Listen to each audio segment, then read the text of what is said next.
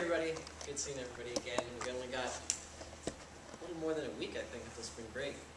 So, and unfortunately, it's going to be my last spring break, so I didn't make the most of it.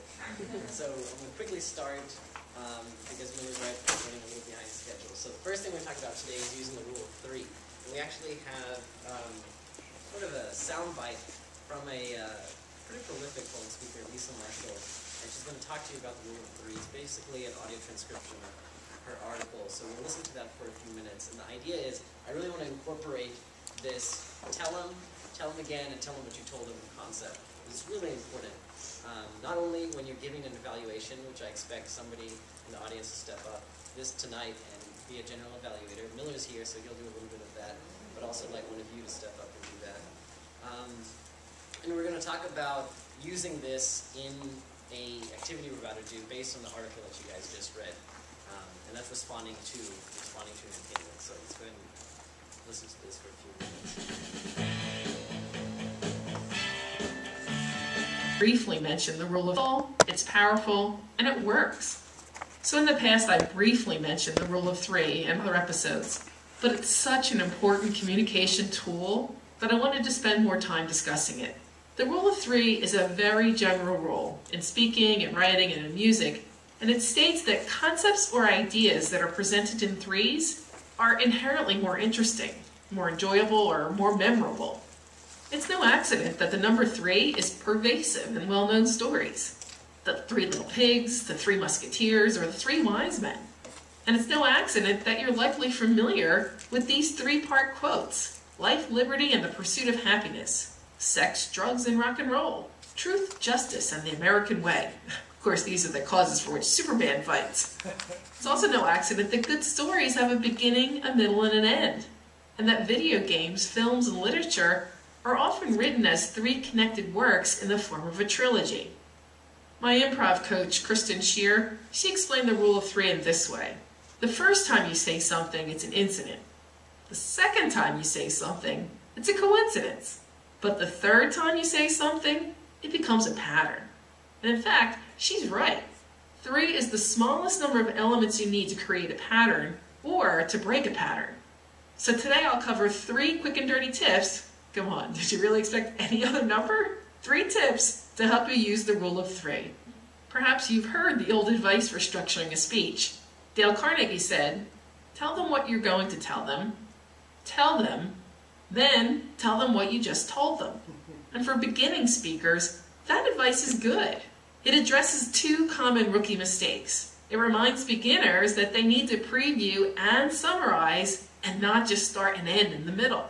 However, I think an interesting and memorable structure is more complicated than that. For example, the beginning has additional elements besides just previewing the speech, and the end has more elements than just telling them what you just told them, or summarizing.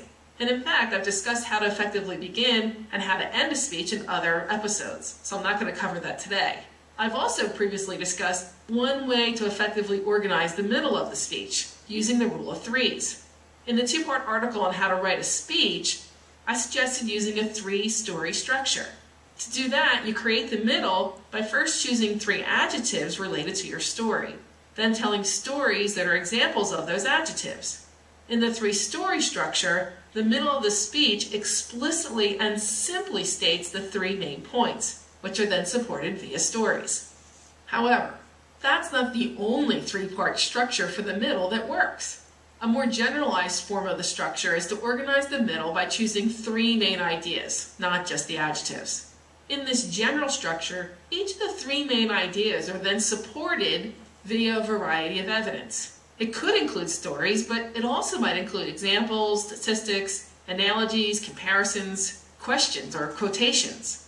The hard part, I think, is choosing which 3 and only 3 points will make the biggest impact, and then choosing the best supporting mix of evidence. So if you've got more than 30 minutes of time, and you've got more than 3 ideas that you'd like to present, then you'll need to group your ideas into 3 bigger categories. I like to imagine a speech like a pie. I first slice the pie into 3 pieces. A piece for the beginning, a piece for the middle, and a piece for the end. The longer the talk, the bigger the middle piece will be. Then I divide the middle piece into smaller pieces, usually 3, And I keep dividing up the pieces into 3 smaller pieces until the pieces are bite-sized. Finally, think about applying the rule of 3 to specific phrases, sentences, and words. When I was initially describing the rule of 3, did you notice that I repeated the phrase, "It's no accident"? I repeated it 3 times. It's no accident that the number 3 is pervasive in well-known stories. It's no accident that you're likely familiar with. It's no accident that we tell stories with. So why did I do that? Well, of course, it was no accident. The repetition helped me to emphasize the point I was making, that purposely presenting ideas in 3s helps make them more memorable. It also served the purpose of breaking up the larger list of examples. I thought it was important to provide more than just 3 examples of the rule of 3, so I decided to give you 3 groups of 3. When choosing the specific words that are part of your groupings of 3, it's important to select words that are in parallel structure. It's also helpful if they follow a similar cadence, but that's not required. Speaking of not required, I want to make one final point. You don't always have to follow the rule of 3. Rules are made to be broken, but before you break the rules, it's good to understand them better. So your homework for this episode is to think about a recent speech you delivered. How could you have used the rule of 3s to create a more powerful presentation? What organizing structures might have been more effective? And what word choices might have been better? How would you revise your talk to take advantage of the rule of 3? This is Lisa V. Marshall, the public speaker. Passionate about communication, your success is my business. Alright, so I know that's a lot to digest in a short amount of time, but we're going to sort of take this rule of 3 and exercise it with our first sort of activity. So hopefully most of you have read the article. How do I get out of